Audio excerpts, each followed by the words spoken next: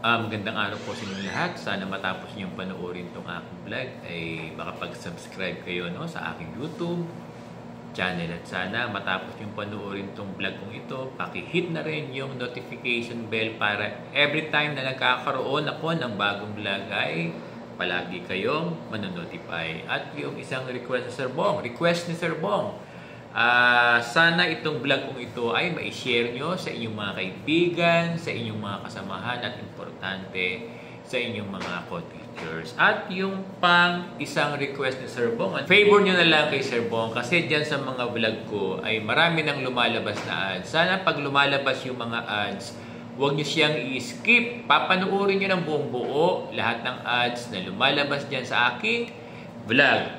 Pwede ko bang asahan yan sa ating mga kaguruan? Maraming salamat sa inyong lahat. Kailan lang ay nagkaroon ng pahayag yung ating DepEd Secretary Sani Angara tungkol dito sa the Expanded Career Progression. Sabi niya, pinapamadali na niya yung implementation ng the Expanded Career Progression. Gusto na niya na makapagsimula na mag-apply yung ating mga guro na Teacher 4, Teacher 5, Teacher 6 at Teacher 7 kasama dito yung Master Teacher 5. Kaya lang seemingly ay aantayin pa yung DBM for the budget ng mga teaching positions na binabanggit natin parang aantayin pa na magkaroon ng budget dito sa DBM. And to my understanding, kapag nagbigay na ng green light yung DBM sa DepEd na okay na yung budget ng the Expanded Career Progression, pwede na ito ma-implement. Sir Bong, kailan po kami pwede mag-apply? Alam nyo, excited na yung ating mga teachers. Di ba ang statement ng ating DepEd Secretary Sani Angara, pina-fast track na. Ibig sabihin, sa lalong mabilis na panahon ay may implement na itong the Expanded Career Progression. Kaya lang yung lagi kong sinasabi, sure ako dyan na maglalabas ng clear or detailed na implementing rules and regulations para sa mga specific na qualifications and criteria sa bawat teaching position na indicated doon sa career progression. Kasi yung unang inilabas ng DepEd na IRR, ito ay masyadong generalized or broad. Ang need natin ay yung mga specific na guideline. Ang ibig sabihin ni Sir Bong ay ganito. Kung mag-a-apply ka ng Teacher 4, ano-anong pertinent papers ang isasubmit mo, Or anong mga achievements, credentials, certificates, at marami pang iba ang ipipresent mo. Ito yung ibig nating sabihin. Kasi yung unang IRR na inilabas, hindi malinaw or hindi specified sa mga provisions doon itong mga sinasabi natin. Nagaget ba si Sir Bong? Like sabi doon, meron ng Teacher 4, kaya lang, ano ang requirements para makapag-apply ka ng Teacher 4? Kasi, hindi siya nababanggit doon sa unang IRR ng the Expanded Career Progression. Alam nyo, sure ako, na bago ma-implement ang the Expanded Career Progression, maglalabas ang DepEd ng mas clear na, mas klarong guidelines. Now, gusto ko lang pag-usapan natin yung initiative ng House of Representatives through Congressman Roman Romulo and the other congressman. Kasi si Congressman Roman Romulo, siya ang chairperson ng Education Committee sa House of Congress.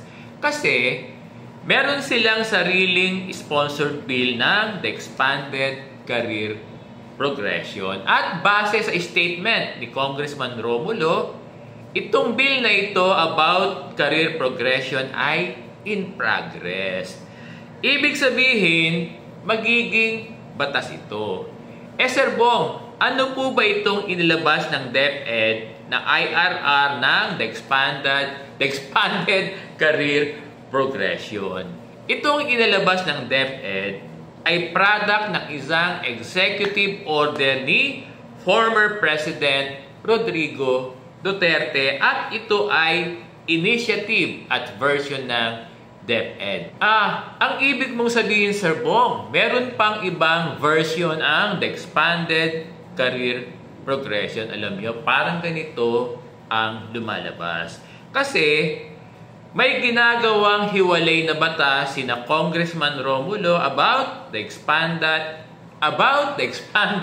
career progression. Nabubulol ako. Sir Bong, paano na yan? Ano ang mangyayari dito sa IRR na inalabas ng DepEd? By now, magpapatuloy pa rin ang implementation ng inalabas ng IRR ng the Expanded Career Progression. Kahit na may ongoing na batas na isinasagawa ang House of Representatives about career progression, hindi naman niya pinapahinto yung implementation ng nauna ng IRR ng the Expanded Career Progression na inilabas ng DepEd. Again, kahit na may ginagawang batas si Congressman Romulo about the Expanded Career Progression, magpapatuloy pa rin yung inilabas ng IRR ng the Expanded Career Progression ng DepEd. So, maliwanag ba ito?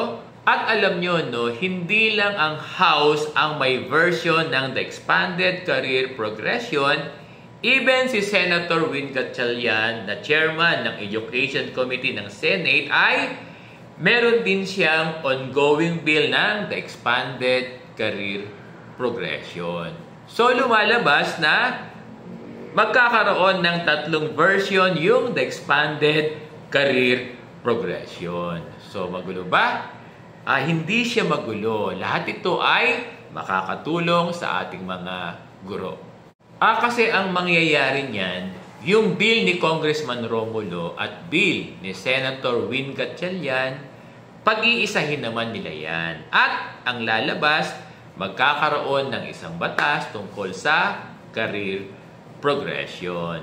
Now, ano magiging consequence nito kung ganap ng isang batas ang the Expanded Career Progression? Alam nyo, mawawala na yung unang IRR ng the Expanded Career Progression na unang inilabas ng DepEd. Kasi itong inilabas ng DepEd na IRR ng the Expanded Career Progression, ito ay produkto lamang ng isang executive order. At ang isang executive order ay effective lamang hanggat nais itong ipatupad ng existing president. At dahil isa ng batas ang the Expanded Career Progression, yung IRR ng batas na ito na yung susundin na panuntunan sa mga teaching positions ng the Expanded Career Progression. At mawawala na or perhaps magkakaroon ng modification yung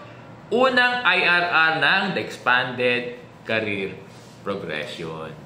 Alam nyo, dear teachers, magiging maganda ang implementation ng the Expanded Career Progression kung ganap na itong isang batas kasi magiging institutionalized na yung the Expanded Career Progression. Magiging isa na itong batas kaya hindi na ito mababago pa. Whereas kung isang executive order lamang ang the Expanded Career Progression, walang assurance yung implementation kasi dumidepende ang implementation doon sa upong presidente ng isang bansa.